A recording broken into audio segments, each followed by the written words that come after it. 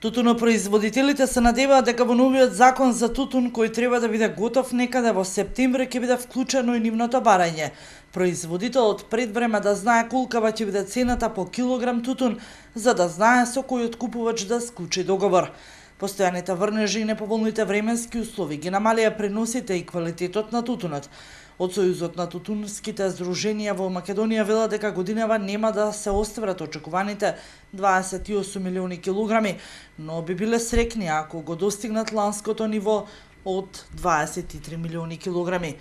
Покрај ова, големо олеснување за нив ќе биде и намалувањето на бирократските обврски, кои ќе ги префалат на страната на откупувачите, односно откупните компании.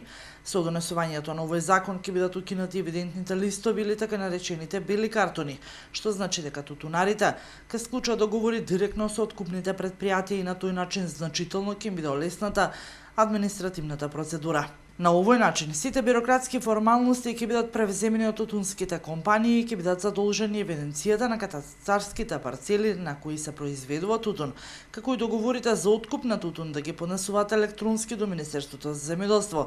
И оваа процедура е во насока на голема контрола да се влегува во електронскиот систем.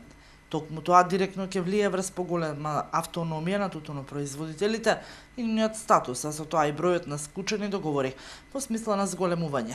Годинама со откупувачите се подпишани 34.105 договори, издадени се 23.432 евидентни листови, а производството на 14.000 хектари, што е речиси исто како и лани.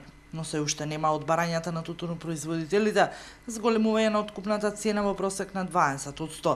Тие барат зголемување на цените за прва класа 10, за втора 30, а за трета класа 20%, што ќе анулира разликата по класи.